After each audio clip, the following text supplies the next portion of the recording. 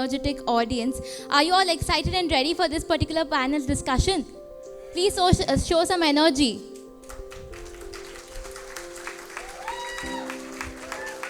Thank you so much. So to begin with, India is a diverse country, but there are two belief systems prevalent in India. One where Hindus are different from Muslims, who are different from Christians, and one in which we trace all Indians, irrespective of religion, back to Hinduism, and thereby call them Muslim Hindus, Jain Hindus, Christian Hindus, etc. In this great debate, IIMUN has always tried to embrace an idea of India that accepts both unity in diversity as well as diversity in unity, as long as the principal values remain to be with India. However, which according to you is the Indian experiment?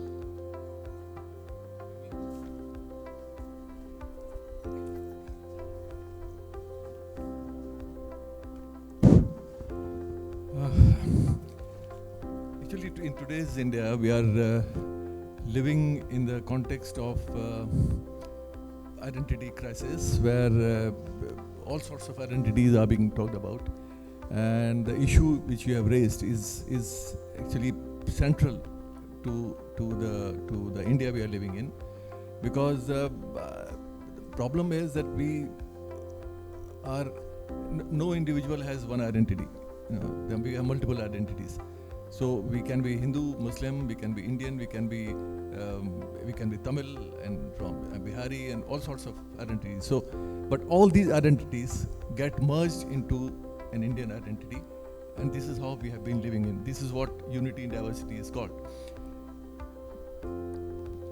The problem which I find today is that this heterogeneity, which we all respected all these years, and our nationalism, right from freedom struggle, was based on this composite identity, composite nationalism, where everybody got together and became one. Now, there is an attempt by a section of Indians, political people and otherwise, who are trying to create homogeneity, who don't respect heterogeneity, who actually find problems with heterogeneity. They find heterogeneity as weakness of India, which had been our strength according to me. So the point is, one need to articulate it in a way where the heterogeneity which has been our strength remains alive, remains vibrant, and we remain part of it. Thank you, sir. Your take on the same, sir. Thank you very much. First of all, I'm grateful to the organizers, IIMUN, Parul University, Vadodara Literature Festival, for bringing us here. And you have asked a very pertinent question, a very complex question, but I think the answer is very simple. We all are Indians. हमारी जो एक identity है वो हमारी एक हिंदुस्तानी की है. हम चाहे जो भी हमारा धर्म हो, आस्था हो, ये सारे निजी मामले होते हैं, और इसमें हम अगर इस तरह से देखेंगे कि देखिए हिंदुस्तान का आप इतिहास देखें, 1000 साल, 2000 साल, 3000 साल, जितना पीछे जाएंगे आपको उसमें बहुत ज़्यादा डाइवर्सिटी नज़र आएगी हर तरीके की. दो चीज़ें जो, और पूरा का पूरा ये प्रश्न जो हैं ये आज ये उनको मुझे लगता है कि कोई फिर से कुरेदने की या उस पर डिस्कशन करने की, डिबेट करने की कोई ज़रूरत नहीं है, क्योंकि जिन हालात में हमारे देश को स्वतंत्रता मिली, अंग्रेज़ शासक था और उसने फूट डालो की पॉलिसी के तहत एक बंटवारे की बात करी, और वो बंटवारे में बहुत सारी ऐसी बहस आई. आप लोग सब यहाँ युवा हैं, और जो मेरी ये पुस्तक यहाँ पर रखी हुई है, लीडर, पॉलिटिशियन, सिटीजन, जिसमें ऐसे सब बहुत सी चीज़ों का एक मैंने जिक्र किया है. उसमें एक व्यक्ति थे जिनका नाम था मौलाना हुसैन अहमद मदनी, वो जमीयतुल उलमा हिंद के अध्यक्ष थे. तो उनका एक कहना ये था, उन्होंने एक कंपोजिट नेशनलिज्म की थ्योरी की. उन्होंने कहा था कि हिंदू और मुसलमान जो हैं वो एक ही नेशन है, वन नेशन थ्योरी. जैसे जो मोहम्मद अली जिन्ना ने टू नेशन थ्योरी पैदा की थी, उन्होंने कहा था कि हिंदू और मुसलमान इस देश में साथ में नहीं रह सकते, और वो बहुत गलत है. आज आप देख रहे हैं पाकिस्तान का क्या हाल है कि वो वहाँ की जो उन्होंने मुस्लिम आइडेंटिटी जो है वो बिल्कुल बिखर चुकी है. देश का एक बार विभाजन हो चुका है और फिर वो विभाजन और बिल्कुल टुकड़े टुकड़े हो जाने के करीब है. तो उनका कहना ये था कि जो दो चीज़ें होती हैं, जो लोग थोड़ा सा उर्दू हिंदी भाषा से वाकिफ़ होंगे तो वो समझेंगे कि एक होती है एक कौम, तो हम एक कौम हैं, जो हमारा डीएनए है, हमारा खून है, वो यहाँ जितने भी धर्म के लोग रहते हैं सबका एक है। एक और कॉन्सेप्ट होता है मिल्लत का, कि कम्युनिटी, वो कम्युनिटी कोई सी भी कम्युनिटी हो सकती है और तमाम कम्युनिटी में इस तरह की डाइवर्सिटी होती है। तो हम एक हैं, एक रहेंगे, एक थे, एक हैं और एक रहेंगे, इस टाइप का हमें बात समझनी चाहिए। तमाम जब भी देश में कोई संकट की बात आती है, कोई होता है, आप देखेंगे कि तमाम लोग साथ इकट्ठा होकर के एकजुट होकर के आगे बढ़ते हैं और साथ में रहते हैं। तो उसको एक पॉलिटिकल एजेंडा ज़रूर हो सकता है, लेकिन सामाजिक स्तर पे, आर्थिक स्तर पे, ज़मीनी स्तर पे आप देखेंगे तो आपको इसमें कोई बदलाव नहीं नज़र आएगा। तो ये जो यूनिटी इन डाइवर्सिटी, ये तो हमारा एक अंग है। देखिए, जो आज भारत में अगर हम जाते हैं कहीं, तमिलनाडु का कोई आदमी होता है, पूर्वोत्तर का व्यक्ति होता है, तो हमें उसकी अलग अलग भाषा है, उसका लिबास अलग है, उसकी खान पान का ढंग अलग है, लेकिन वो अपने आप को एक गर्व के हिसाब से वो कहता है कि वो भारतीय है। तो हमने, we are Indians by choice, not by force. और ये एक ऐसी चीज़ है, जो एक ऐसा अध्याय है जो हमें हमारे अंदर आ चुका है पूरे देश में। और आप देखिएगा कि जहाँ जहाँ भी इस तरह की जो बात कही जाती थी, अलगाववाद वगैरह, वहाँ बदलाव आ रहा है। आज कश्मीर में भी बहुत बदलाव आ गया है। तमिलनाडु में आप जाइए तो हिंदी को लेकर के बहुत ज़्यादा एक्सेप्टेबिलिटी है, पहले प्रॉब्लम थी। नॉर्थ ईस्ट में भी बहुत ज़्यादा चेंज आया है। तो एक नेशनल मेन स्ट्रीम, मेन धारा में तमाम लोग शामिल हो गए हैं, और ये हमारा, मुझे लगता है, पिछले 76 साल का जो आज़ादी के बाद की सबसे बड़ी उपलब्धि है।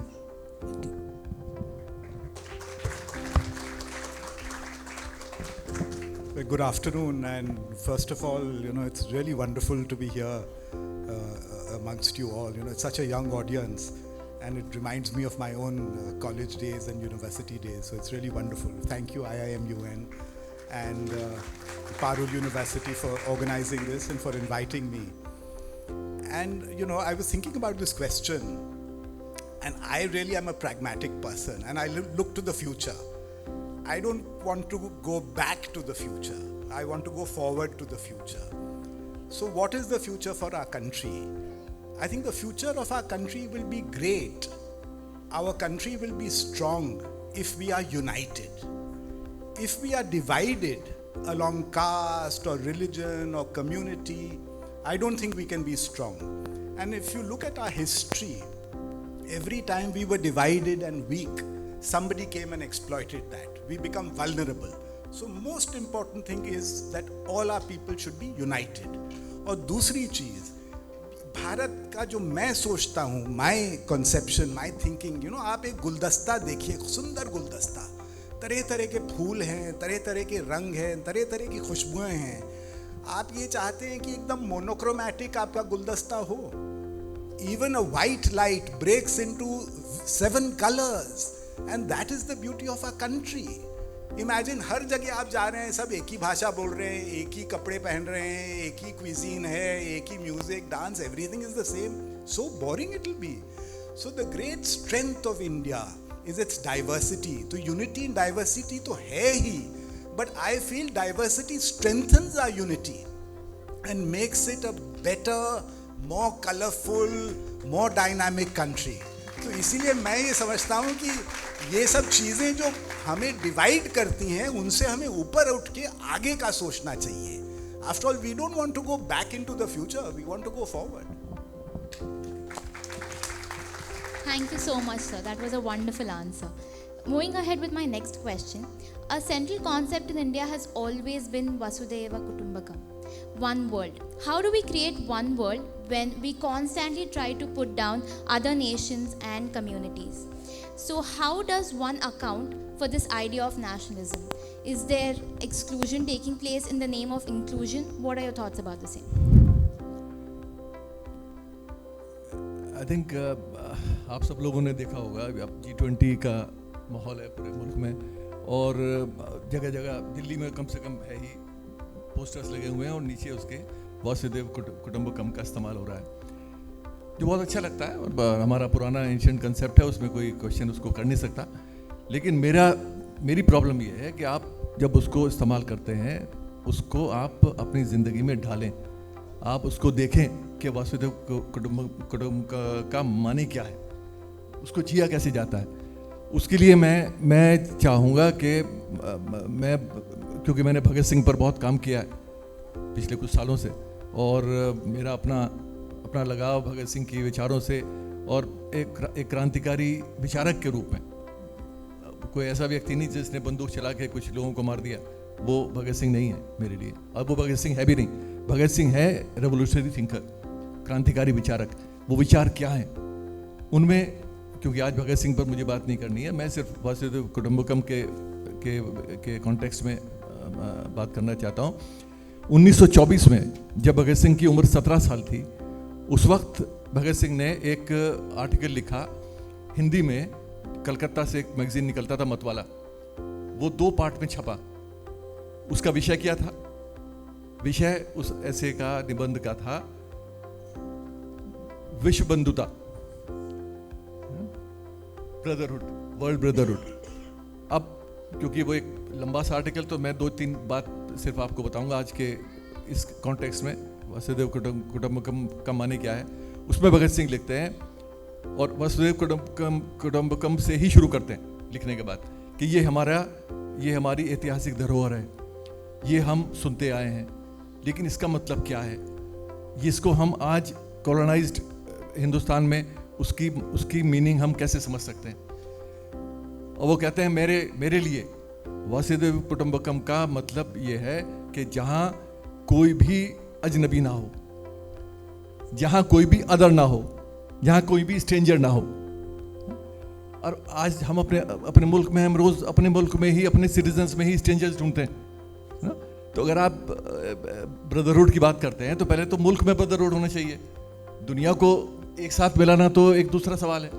पहले आप जाति, धर्म, लैंग्वेज, इन सब से ऊपर उठ के, जो अभी रंजीत साहब कह रहे थे, इनसे ऊपर उठ के आप हिंदुस्तानी को ढूंढें, सबको एक बनाने की कोशिश करें, धर्म और जाति से ऊपर उठकर, तब वासुदेव कुटुंबकम का कुछ माने निकलता है। तो ये एक स्लोगन नहीं है मेरे लिए, ये एक लिविंग, एक जिंदगी है, एक जिंदा आइडियल है, और उसको तभी जिंदा रखा जा सकता है जब उसको हम अपनी ज़िंदगी में उतारें। और मैं ये हर हमारे जो विचारक हैं, चाहे वो भगत सिंह हो, चाहे मौलाना आज़ाद हो, और पटेल हो, नेहरू हो, जो भी हैं, उन सब के बारे में मैं यही कहता हूँ कि ये लोग, मैं मुर्दा इतिहास में बिलीव नहीं करता। वो इतिहास जो जिंदा नहीं होता है उसका कोई फ़ायदा नहीं। इतिहास वही काम का है जिसको आप अपनी ज़िंदगी में, भगत सिंह के विचारों को अपनी ज़िंदगी में उतारें, उसको जिएं। अंग्रेज़ों ने भगत सिंह को एक बार मारा, हम भगत सिंह को रोज़ मारते हैं क्योंकि हम भगत सिंह की नहीं मानते। तो वो हम सबके साथ करते हैं। अब वो भगत सिंह अकेले नहीं है, सुभाष चंद्र बोस के साथ भी करते हैं, आज़ाद के साथ भी कर रहे हैं, गांधी के साथ भी कर रहे हैं। तो बहुत से सबक सीखने हैं हमें इन लोगों से। और ये वासुदेव कुटुंबकम तो अपनी जगह ठीक है, बड़ा अच्छा लगता है सुनने में, लेकिन उसको जो मुश्किल काम वो है जब आप उसको जिए ज़िंदगी में, लोगों को ये बताएं कि उसके मानी क्या है, उसके आधार पर ज़िंदगी कैसी जी जाती है, तब उसका कोई मतलब निकलता है।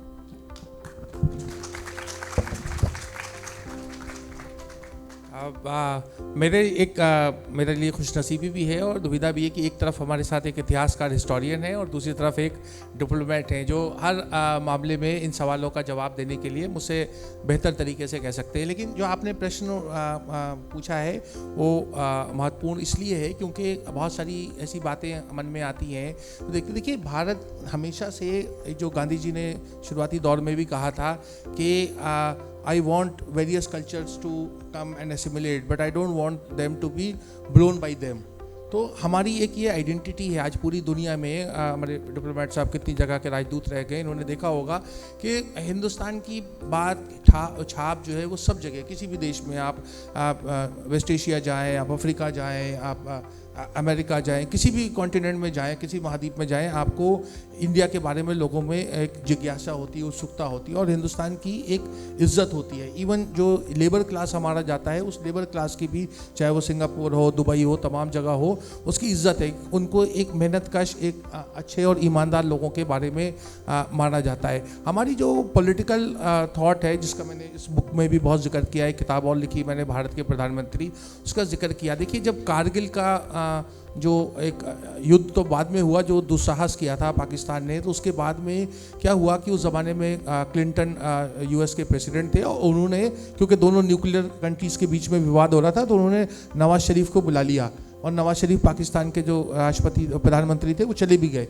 अटल जी ने वहाँ जाने से मना कर दिया, क्योंकि उन्होंने कहा मैं क्यों जाऊँ, ये लोग हमारे यहाँ घुसपैठिए हैं, हमें आके कर रहे हैं, और अमेरिका कौन होता है इस बात को डिसाइड करने के लिए। तो ये एक उनकी एक जो ताकत थी वो पूरी दुनिया ने देखा। भारत ने, ठीक है, बहुत से देशों को कॉलोनाइज नहीं किया है, चढ़ाई नहीं की है, लेकिन भारत का अपनी ताकत जो है वो अपने उसके ऊपर रहती है। तो अटल जी उस समय नहीं गए। एक और मुझे बड़ा एक दिलचस्प वाक़या था, आप लोग युवा लोग हो तो होगा, कई बार ऐसा भी कहा जाता है कि हमारे यहाँ जो प्राइम मिनिस्टर हुए 14 प्रधानमंत्री, तो प्रधानमंत्री वीक थे, कमज़ोर थे। लेकिन मैं आपको बता सकता हूँ, एक जानकार और जिसने कोशिश की कि भारत के प्रधानमंत्री नाम की किताब भी लिखी, कोई प्रधानमंत्री कमज़ोर नहीं था, किसी को कम समय मिला, किसी को ज़्यादा समय मिला, लेकिन नीति सबकी, नीति सबकी अच्छी थी।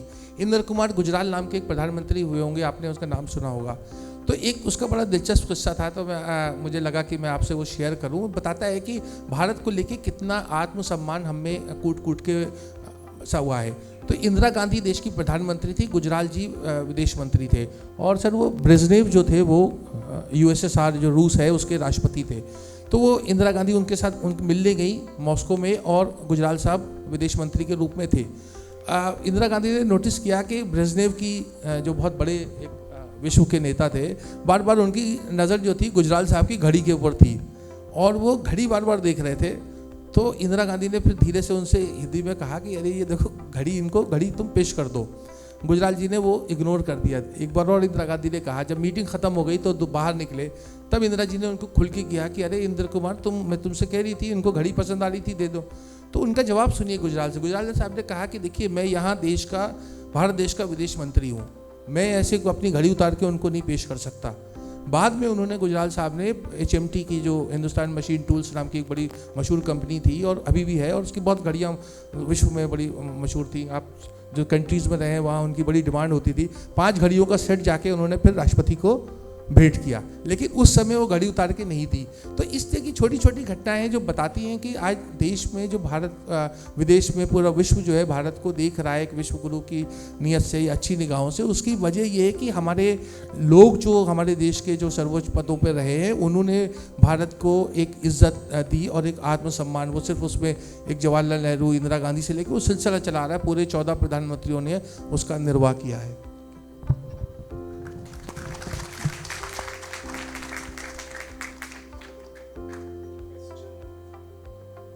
It's about, on the one hand, we say Vasudhaiva Kutumbakam, and on the other hand is nationalism.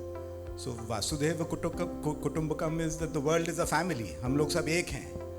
और nationalism कुछ लोगों का इंटरप्रिटेशन होता है कि जैसे अमेरिका फर्स्ट या हमारी कंट्री बेस्ट है, बाकी सब खराब है।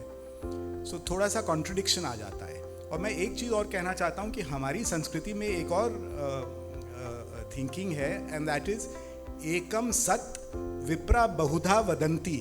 There is one truth and the learned men, the knowledgeable people, the wise people describe it in different ways. So it's like saying, all rivers really lead into the ocean. So if the whole world is a family, you have to live together. And I think this is really critical today. If you look at climate change, not even the most powerful country on earth, which is maybe the United States, they cannot handle climate change on their own. Unless the world cooperates, you cannot reduce greenhouse gases and carbon emissions. So the world has to cooperate. So I think Vasudhaiva Kutumbakam in the contemporary context really means we have to all work together. And you work together only when you have respect for each other. You can't say, oh, I'm much better than you, you're nothing, I'm everything. That kind of approach will not work. It doesn't work domestically, it doesn't work internationally. So you have to use your power of logic, reason, negotiation, persuasion. And I think that's what's important. Even in a family, how do you keep your, एक परिवार को आप इकट्ठा कैसे रखते हो? उसमें 2-3 बच्चे हैं, मदर हैं, फादर हैं, डिफरेंसेस भी होते हैं, बातचीत करके, एक दूसरे को अंडरस्टैंड करके, ट्रस्ट और म्यूचुअल अंडरस्टैंडिंग बढ़ा के, you reach some common ground. So this is what you do in diplomacy at the international level, and I think this is what we have to do in G20. आपने जिक्र किया G20 होने वाला है, तो दुनिया भर की जो मेजर प्रॉब्लम्स हैं, these countries have to, her country का अलग अलग दृष्टिकोण है, तो how will you arrive at some common understanding? So I think that is the challenge, and this challenge can only be met if you have this philosophy that the world is one family. Vasudeva Kutumbakam.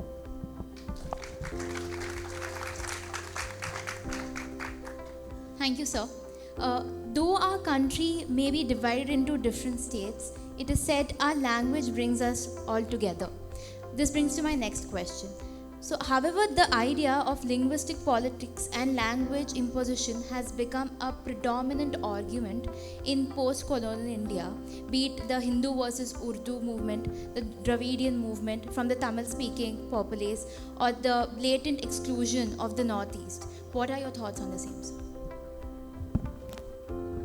I think it is, the question is linked to what we have been talking about in response to your earlier questions, because language again is used as a political tool, and it is as divisive if we use it that way as religion, as caste, or as anything else. So language can be used as a divisive tool, which some of us have done it in the past. Urdu is a language which is facing a different sort of problem, because any language which has to survive can survive only when it is linked to employment, when it is linked to vocation. अगर वो आपकी ज़िंदगी में कहीं काम नहीं आ रही है ज़बान, वो ज़बान खुद ही मर जाएगी. अब वो उसको ज़िंदा रखने के लिए कुछ कदरदान हैं जो उसको ज़िंदा रख सकते हैं. तो वो एक इशू हो सकता है. I love Urdu poetry, I love Urdu prose, तो ठीक है, मैं उसको इस्तेमाल करूँगा, लेकिन आम तौर से उसको ज़िंदा रखना मुश्किल है, क्योंकि वो कहीं किसी काम की नहीं है ना. मेरे लिए इशू ये नहीं है, ये तो एक ऐसा इशू है जिस पर बहुत सारी बात की जा सकती है और कर सकते हैं और करते भी हैं. मेरे लिए इशू ये है कि ज़बान के साथ हम क्या कर रहे हैं, ज़बान की को इस्तेमाल हम कैसे करते हैं, कैसे लिखते हैं, कैसे बोलते हैं, और उसमें हम लोगों ने बहुत चूक की है. मैं कुछ ज़बानों के बारे में जानता हूँ, बाकी हिंदुस्तान की इतनी सारी लैंग्वेजेस हमारे मुल्क में हैं, उनके साथ क्या हो रहा है ये मुझे मालूम नहीं, लेकिन हिंदी, उर्दू, अंग्रेज़ी और पंजाबी, इन सब लैंग्वेजेस के साथ हमने बहुत ज़्यादती की है, क्योंकि हम उनको ना सही बोलते हैं ना सही लिखते हैं. हिंदी में मात्राएं गलत लिखते हैं. तो आप ये सोचो कि लैंग्वेज की बात छोड़ो, आप जो लैंग्वेज लिखते हो उसको कैसे लिखते हो ना, उसको ज़िंदा रखना भी है तो किस फॉर्म में ज़िंदा रखना है. तो प्योरिटी की बात नहीं मैं कर रहा हूँ, वो तो आपने जहाँ मात्रा छोटी की लगनी है आपने बड़ी की लगा दिया, आपको ये पता नहीं कि लैंग्वेज को, उस वर्ड को लिखना कैसे है.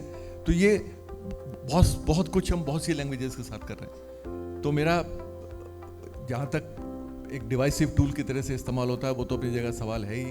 और जैसे अभी रशीद कह रहे थे कि तमिल लैंग्वेज का जो हमारा साउथ का इशू है, एंटी हिंदी जो एक एटीट्यूड रहा है 1960s से हम देखते आ रहे हैं, वो सिर्फ तमिलनाडु में है, साउथ में.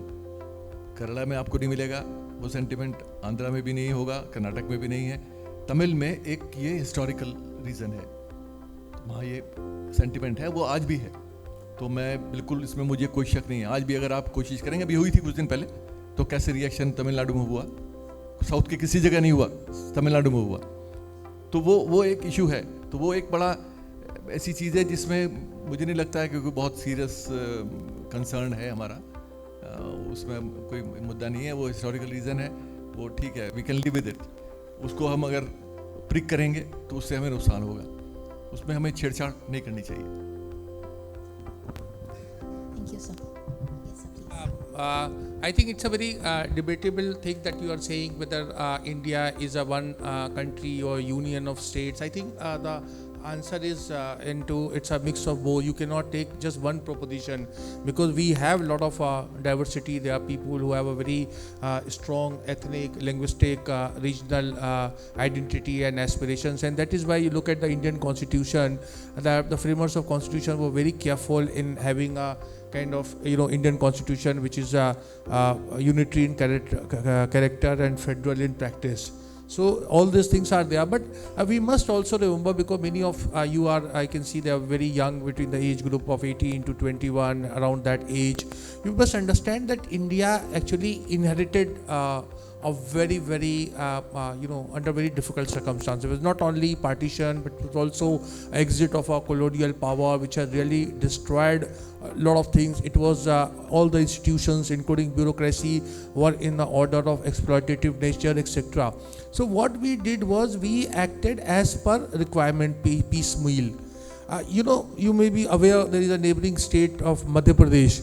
Now, how Madhya Pradesh was created? When this first reorganization of the state commission was announced by Justice Fazal Ali,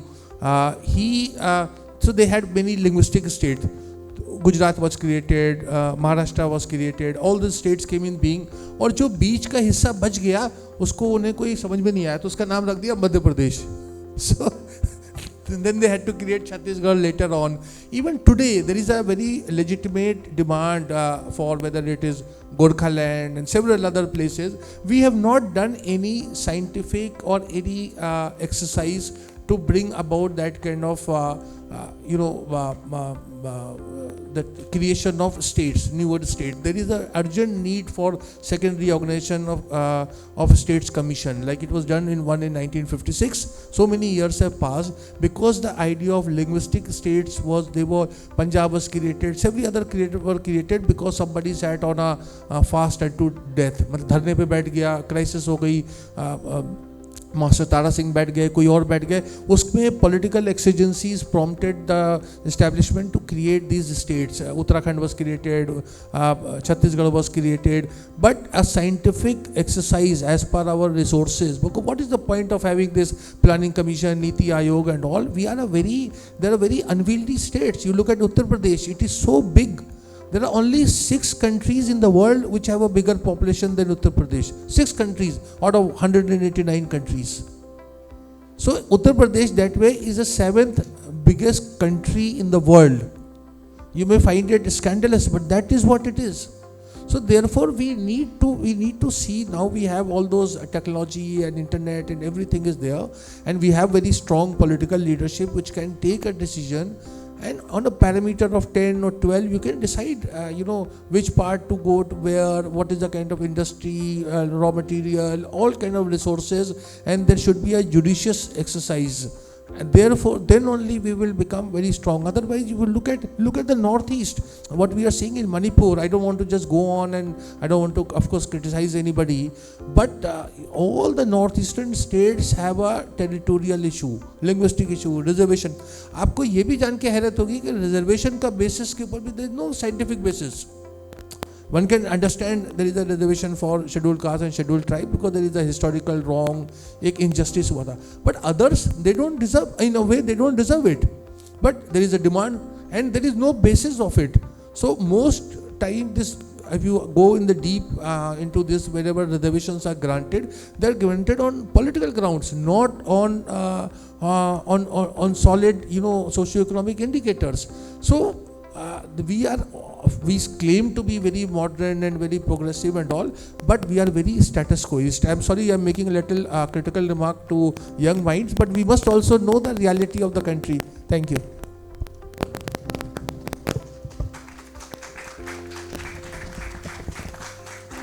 See, the way I look at it, this is our heritage. ये जो भाषाएं हैं हमारे देश में, इतनी अनेक भाषाएं, इतनी डायलेक्ट्स हैं, ये हमारी धरोहर है. We have to preserve it, we have to protect it, we have to nurture it. Every language is linked to people, to communities, to literature, to history, to identity. This is the greatness of India. We are not like China with just one language in the whole country. We have this diversity, and as I said earlier, we must ensure that this diversity thrives. So it's an aspect of everybody's identity. And language has been a very big political issue. जो हमारी initially जब constitution adopt हुआ था तो उसमें states formation on a linguistic basis नहीं था. फिर जब ये demand आई तो 1954 में ये States Reorganization Commission का report वगैरह आया. Then the states of India were carved on a linguistic basis. And I think this was, at that time the right thing to do. Because what does this mean? This means you can be proud in your regional identity. I'm from Uttar Pradesh. I can be a proud person from UP, proud of my culture, my language, my history. But at the same time, you can be a proud Indian. So there is no contradiction between being a proud Gujarati and a proud Indian, or a proud Telugu speaking person and a proud Indian. So this is the beauty of the country. So it is our democracy and the system that we have adopted which has provided this cushion that you can have very strong regional identities and at the same time you can have a very strong national identity. So I think this is the beauty of this democracy that we have, and all differences that arise are resolved on the basis of dialogue and compromise.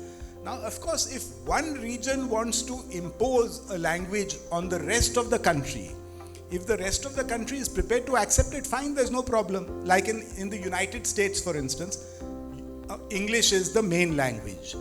But there are so many other languages. People from so many countries have come, Italian Americans, Indian Americans, Latin Americans. They all have their own languages, but they have English. So everybody accepts it. हमारे देश में language has been historically, जैसे आपने बताया, has been a controversial issue. So Hindi by some people is seen as the language of the North. So there are historical reasons for it. I'm sure a day will come when we can also have same language spoken everywhere and our regional languages also. But what I'm saying is this is a process. It's a work in progress. You cannot impose something on somebody against their will. So we should look at the beauty of our languages, the literature, have translation. So I can also read in translation the beauty of Gujarati literature, for instance, or Tamil literature, which I may not have access to otherwise. So I don't think we should focus on language as a divisive issue. We should focus on language as a very precious heritage that we have in our country and which needs to be protected and nurtured. Thank you, sir. Very well stated. If someone asks me who are you, what's your identity, I'll proudly say I'm Shravanti and India is my identity. Coming to the next question. In all of your opinion, why is India a union or amalgam of states? In contrast to a civilized state. The idea of our civilization dates to about 5000 BC and has deep-rooted culture and cultural connections to our modern day life as well. What are your thoughts on the same? What is India if not for its history?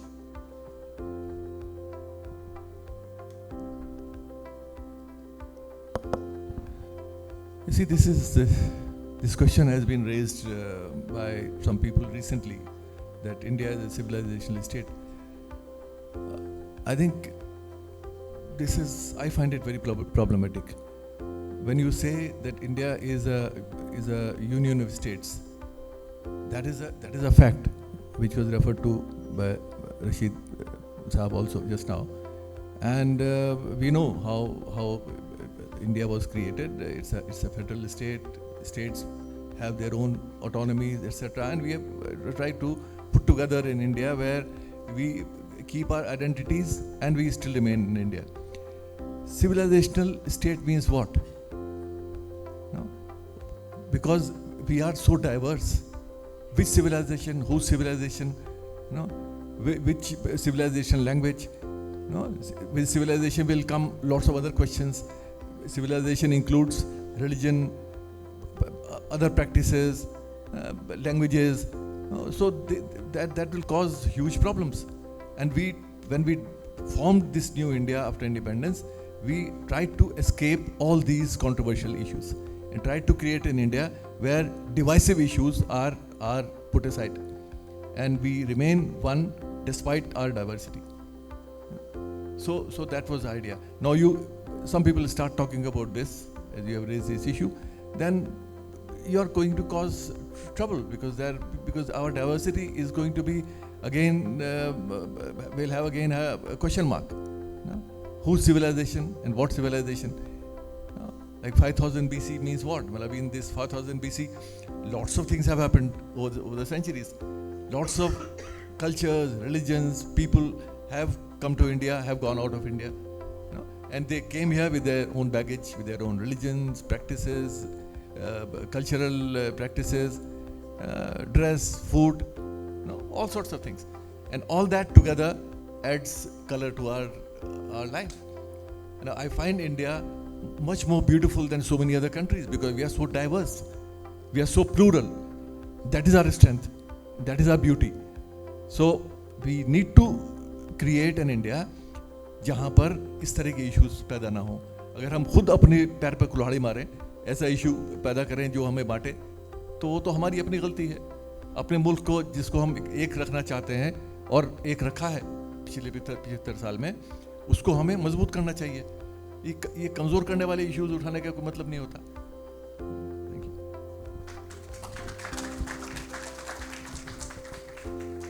I think in principle one would entirely agree what you are saying, and every country, nation, civilization needs to be very proud of its past as well as present. So there are no dispute about the formulation. As Dr. Irfan Habib Sahab was saying, you see, the problem and trouble starts when it is pitted one against another, that my civilizational values are better than yours, or yours is mine. So then it leads to some kind of disquiet and contention, as we have also seen. But we must understand, I see that there is a faculty of liberal arts is also involved with this, so there will be many students who are studying liberal arts. In any case, even if you don't read liberal arts, you would know that every country, every nation, every civilization goes through many highs and lows. So there are areas and events and individuals that we take a lot of pride. There are things that are difficult. For instance, we were indeed colonized by the British, so you cannot ignore it. If you say that the British never came here, or they were never a ruling class, then it is like putting, having a kind of blind vision, or not being reasonable or so. So we must understand that every nation, every civilization goes through this kind of cycle, and if we are a believer, then this is all act of God, is also involvement is there. But as we are today, we cannot be judging or ruining our present and future just looking at the past, and this is area of interest. And I think I find fault at a very theoretical level of both sides, those who are asserting, trying to project a particular culture as their own and otherize, and those who feel that they are otherized. The changing names of cities, etc., is a very cosmetic exercise. It doesn't change anything. And more so, if you look at from a historian's point of view, if a city or a locality's name is changed, what if somebody after 100 years or so does some kind of research? Now that particular village or town or locality will not be available. It will not be there on the net also. So we are losing a lot of heritage and that kind of those values. So therefore, this civilizational debate is very good. But at the same time, my young friends, we must understand we should not draw comfort in that. कि हमारे बाप दादा ने घी खाया था, हमारी हथेली सूंघ लो. मतलब you are going to be judged by what you do. Today world is looking at us at if you go to Silicon Valley or wherever, how much of this thing, what kind of trillion economy we have, the kind of engineers, doctors we are producing, the kind of skill we have, all these things we are known for that. there is no point, browbeating into what happened. And lot of, again, I will just give you a small example, though it's a little controversial, but please bear with me. See, it is often said that, you see, so to say, the Muslims were, voted for a political party that led to the partition or something like that, a partition of India, that being Muslim League. There is nothing that can be more untrue than this, because we must also remember that when the first elections took place in 37, the women did not have a right to vote. So that means 50% of population didn't have a right. The other 50% male also, there were certain conditions were there, that you had to be an income taxpayer, you need to be a landed aristocrat, you need to be a graduate. There are certain conditions, 12, 13 conditions were there. Point I'm saying, out of that 100% population, 86% people did not have a right to vote. Just try to stomach that. 86% of Indians did not have, 50% of women and 50% of people who are, farmers, laborers, daily wage earners, all those people who were not either landholders or income taxpayers or graduates or all those things. Now imagine in any election or any this thing, if 84% or 86% people were not involved, what kind of will was it? So, but these are the things that are not talked about. This is there, it's well documented. Therefore, I'm saying we should always, have an informed choice, and that's where literary festival and books become important, because they, they not only tell you what to think about. Thank you.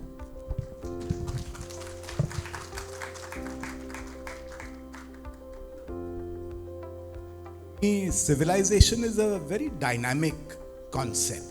ऐसा नहीं है कि एक golden age थी और that was the best, उसके बाद सब गड़बड़ हुआ है. It is an iterative process. Civilisation, culture interacts, reacts, changes, adapts, develops, evolves. So it's a very dynamic context. जो हम कहते हैं कि भारत की बहुत प्राचीन सभ्यता है, it's a very ancient society, there's no doubt about it. But when you say what is Indian culture, it is something that has arisen in the deep past and evolved over the centuries to become what it is today. So it's not a static concept. We have given to others, we have also benefited from others. I mean, look at Gujarat, for instance. Gujarat, the coast of Gujarat was trading with ancient Rome and Greece and Africa and Arabia. So there's so much interaction. So there's been a give and take. If you see the Silk Road, which went from Xi'an in China all the way to Istanbul or Constantinople, and there were spurs of the Silk Road through India. Apart from goods and products and so on, there was a lot of exchange of ideas, of religious traditions, of philosophies. That is the way the concept of zero traveled from India to the Persian-speaking countries, and then from there on to Europe and so on. So this is a process where, it's not static. You are constantly learning. I mean, today, for instance, take IT, information technology. The advances are happening because of a collaborative effort the world over. Global research, for instance, no one country can say, this is my concept of what I have developed. Look at your iPhone. The parts of the iPhone are manufactured in so many different countries. So what I'm trying to say is that, there's no point saying that we are,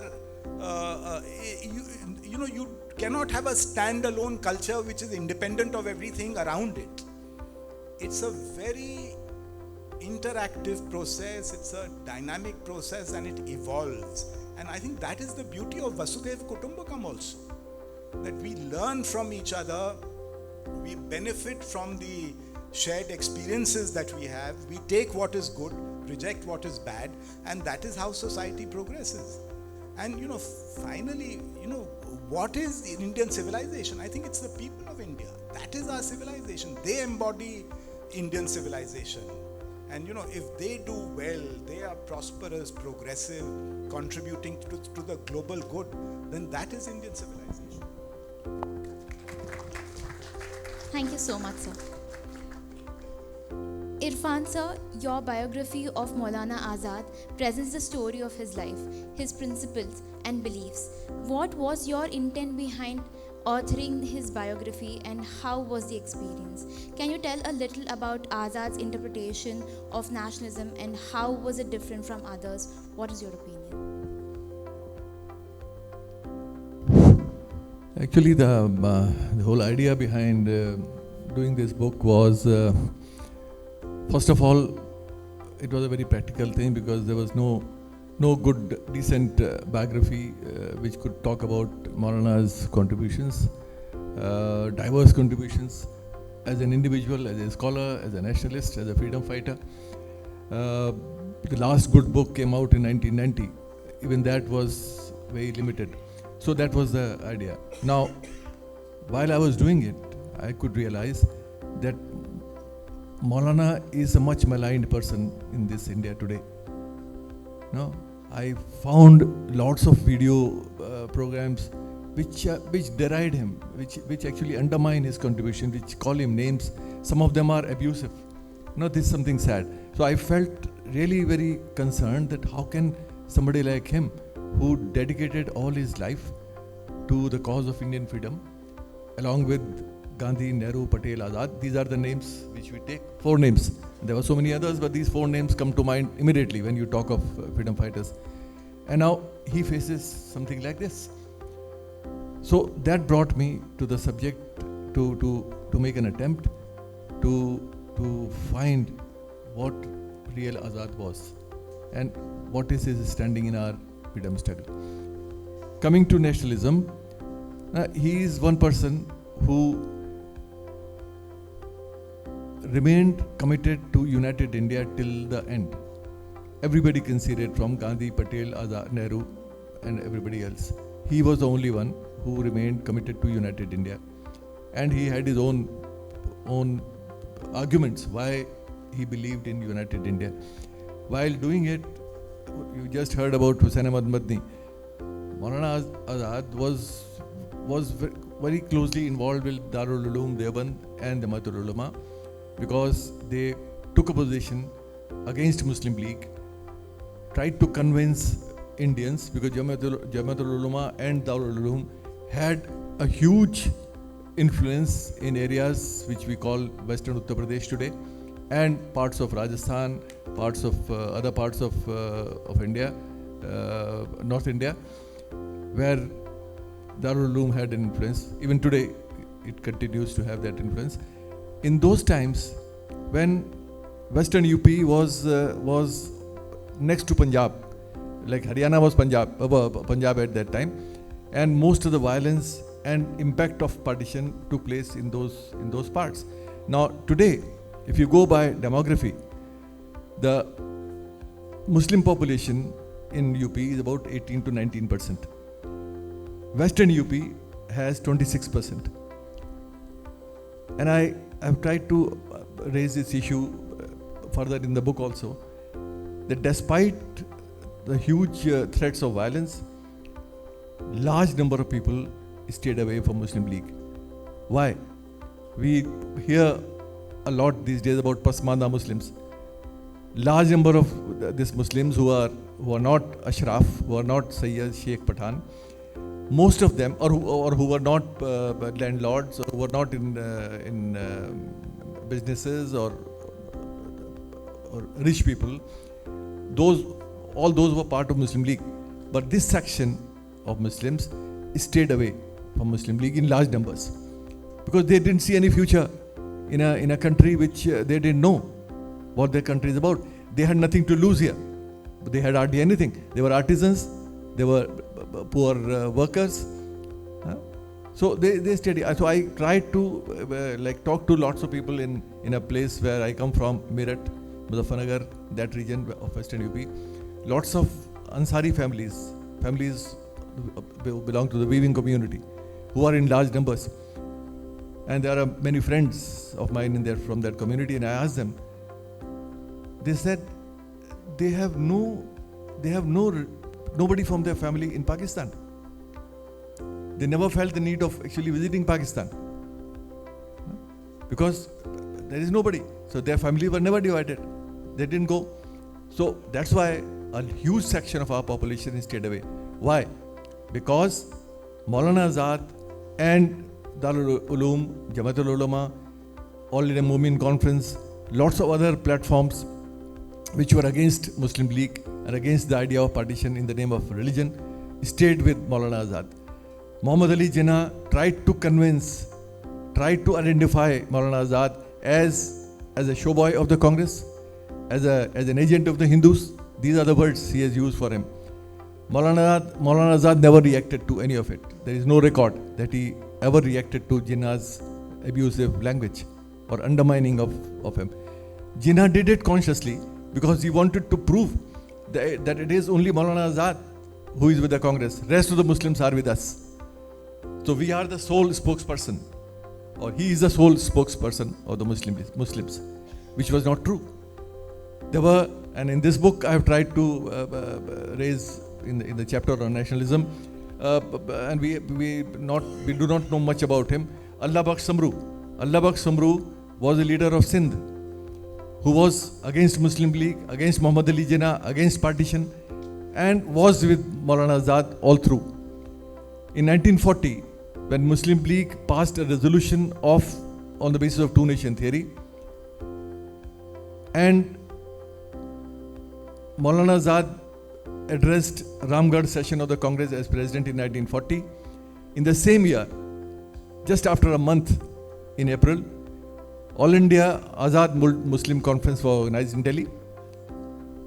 There are various records in the archives, in the files, in the archives in Delhi, which says that 75,000 to 1 lakh Muslims participated in that conference.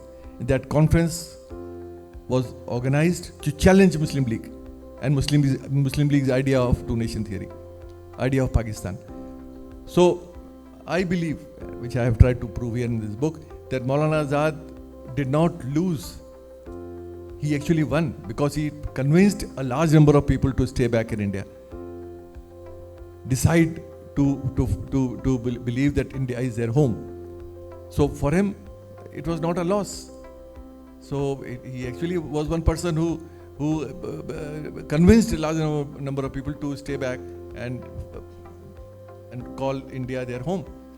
So that is a major contribution of somebody like Maulana Azad, and I admire him for his tenacity and courage to stand alone for the cause of India's freedom.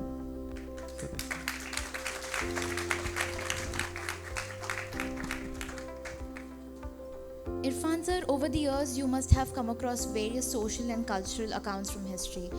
Which would be the event in history that, according to you, symbolizes India and its diversity the best? Actually, this is not a very a question which can be answered in just one event or one episode in our history, because our history is thousands of years old. So I don't think I can just identify one. But if I want to do, obviously I'm not a historian of medieval or ancient India. I have done my modern Indian history and freedom struggle phase and history of science. During my period, what I find most fascinating, and which actually I keep talking and which I referred to a few minutes back as well, for me, a leader, a thinker like Bhagat Singh stands tall and high above so many others. Unfortunately, he is the one person who is misunderstood, who is not even read by people. People don't even care what he wrote, what he thought, what was his idea of India, how he looked at diversity. No? When I will just refer to one piece of his, which is a seminal essay he wrote, Why am I an atheist? Main nastik kyun hu? And he wrote that just few months before he was hanged in 1930.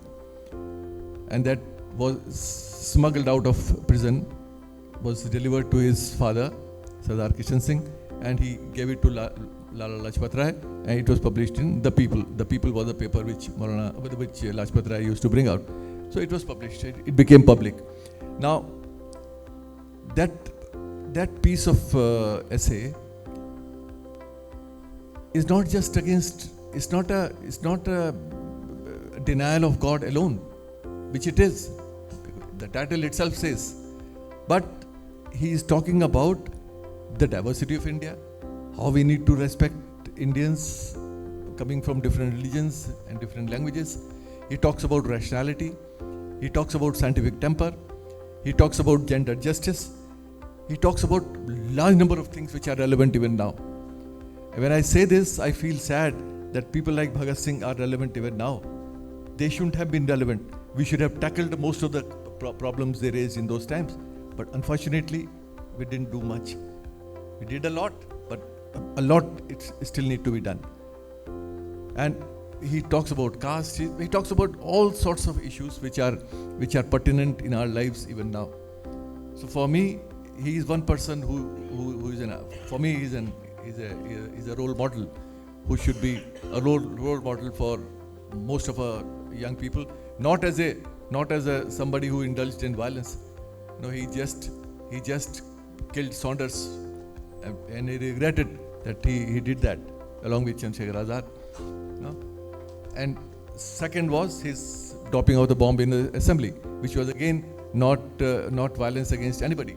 Nobody killed, nobody injured, nothing. It was an attempt to make the deaf hear, to make the British hear. The cause, against the public safety bill, against people's rights, against workers' rights. That was the issue. So when you talk about history and my idea where we should go, I think we should go to the ideals of Bhagat Singh, and we should try to live what he said. Thank you.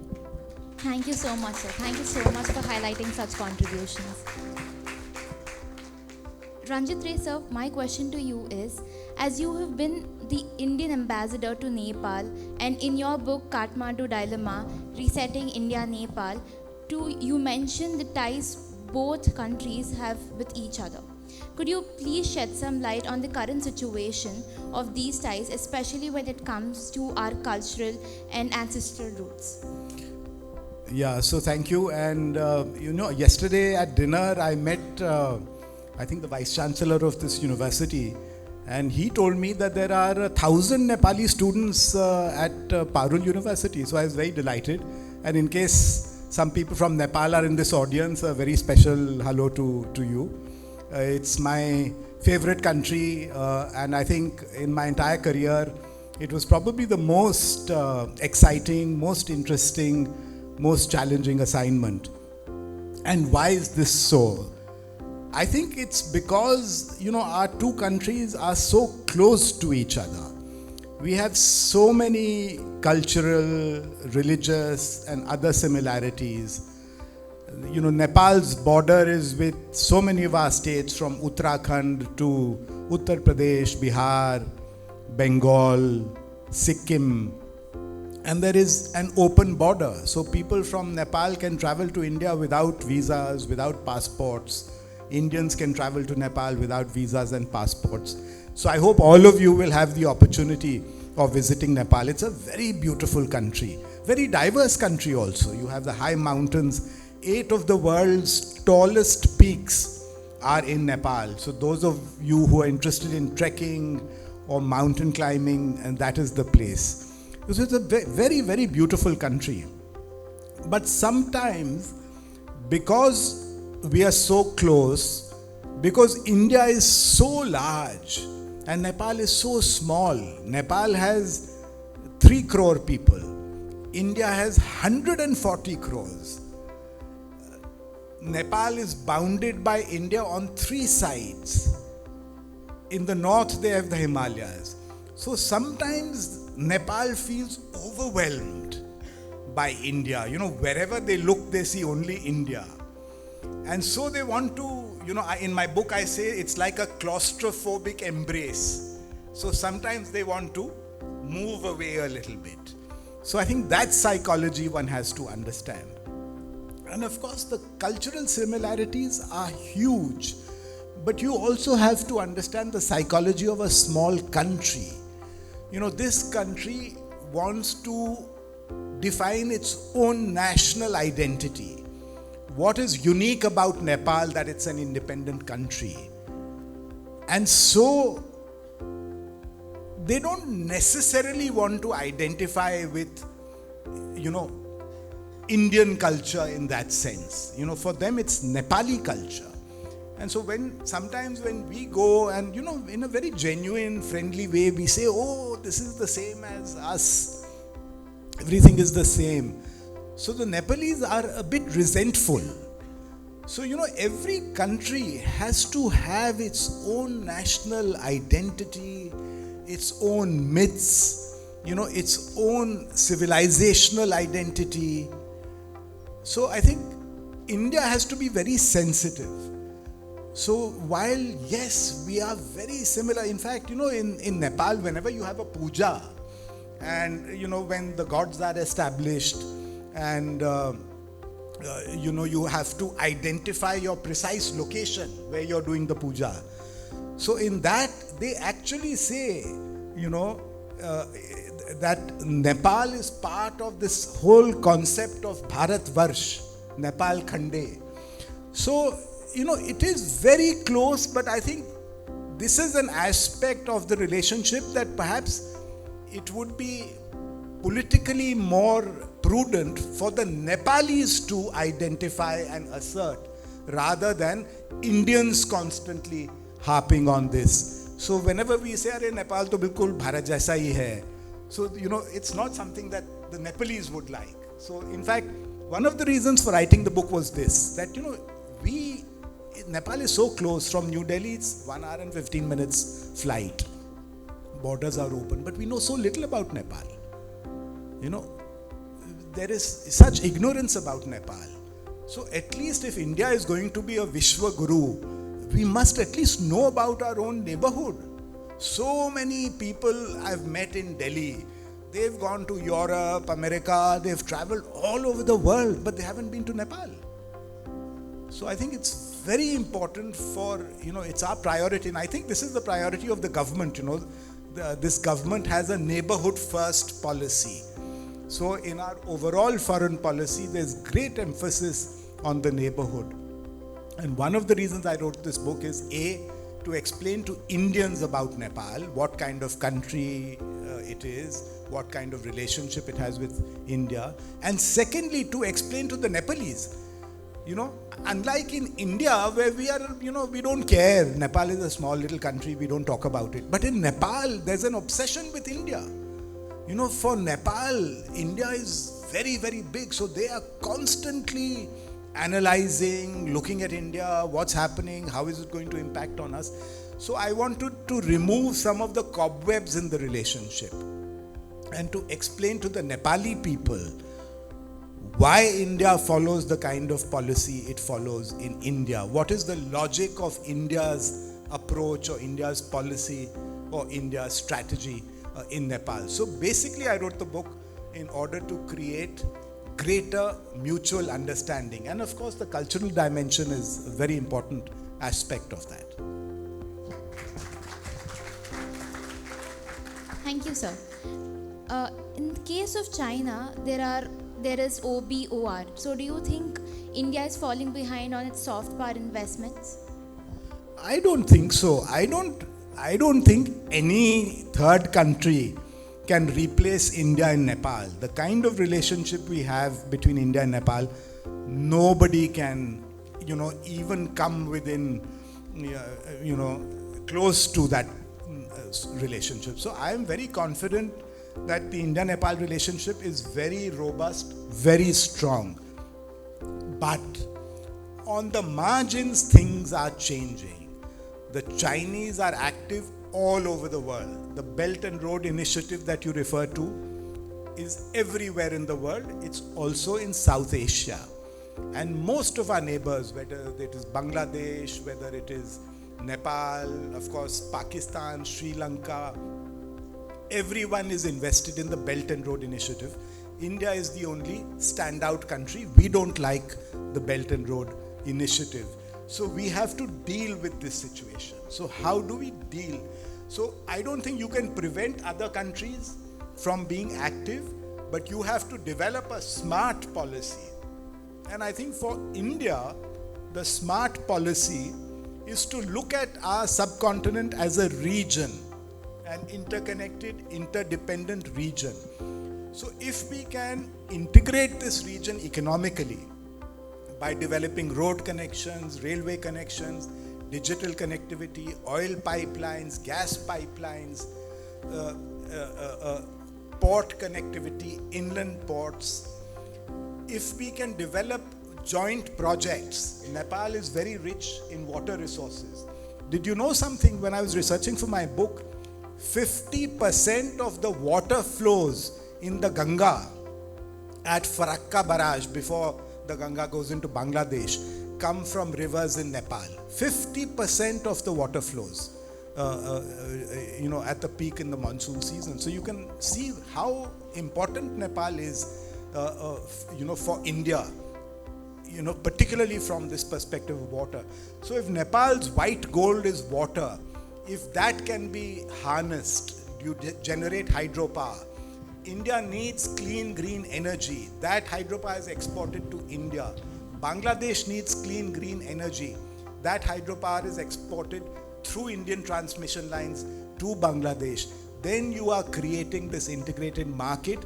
You are creating a very strong economic interest in every country of the region, in each other, and in India. And I think that is really the way we have to go forward. So we develop our own smart policies, improve the efficiency with which we implement our projects, and I think then we can be pretty confident that our relationship will become much more robust.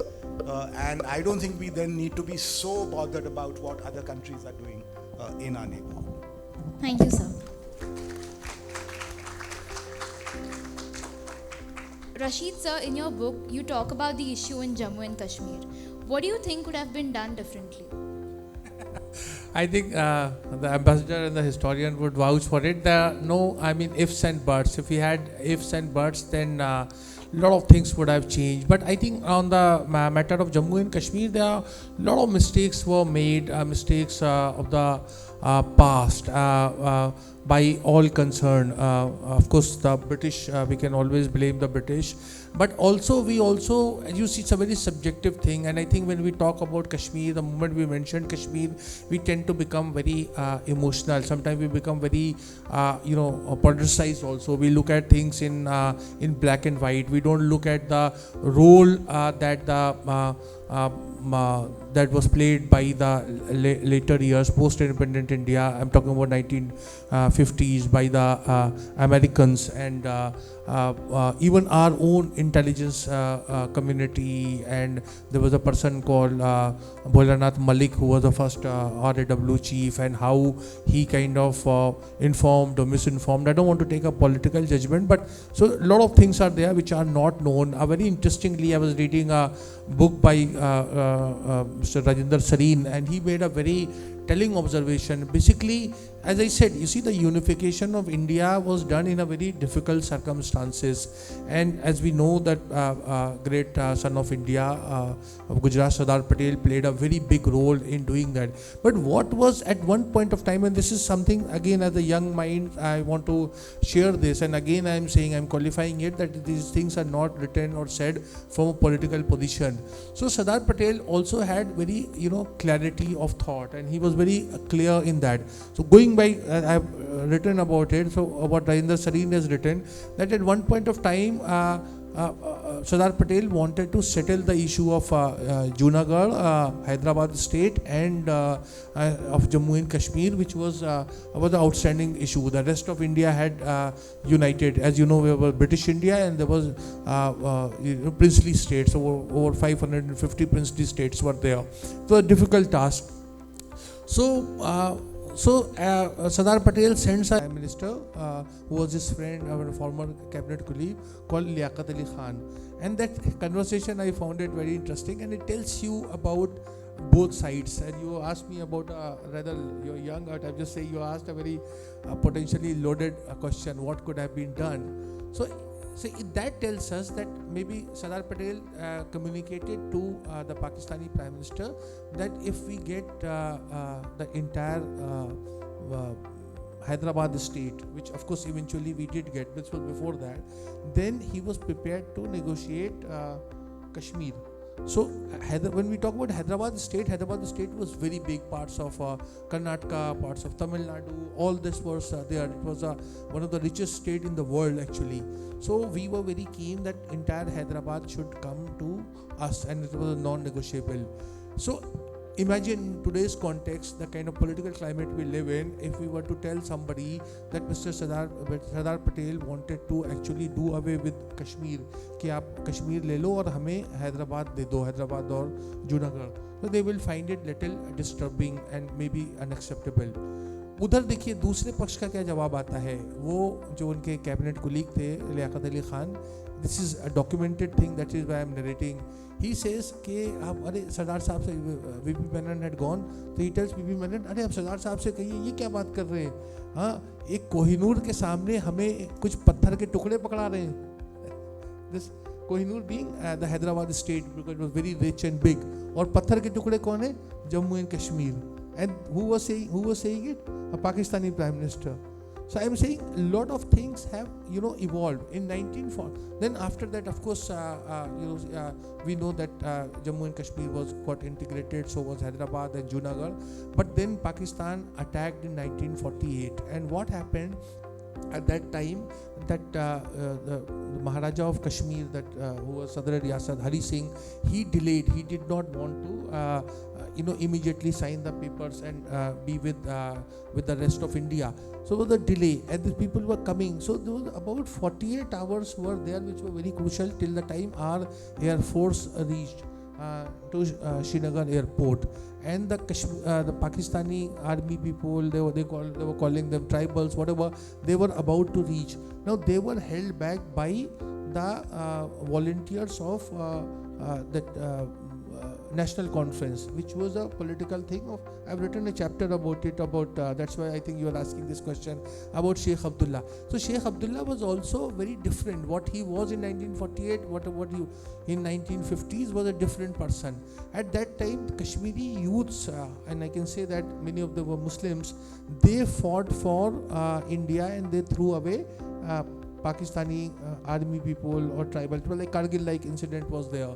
So, and later on, what we know is that Jammu Kashmir Light Infantry, they called Jack Lights, that was formed to draft actually those youth. So I am saying, there was a time when the entire public opinion was in favor of India after this attack, and years that I'm talking about, 48, 49, 50, 51, 52, a lot of things would have different. I think the idea of referendum, plebiscite was bad, because during the partition, nobody had got a right to, self-determined. Why was this concession given to Kashmir is beyond our understanding, at least people of my generation and younger generation. So I think we should have just taken over full of it and settled it as it was, rather than just allowing this to go on.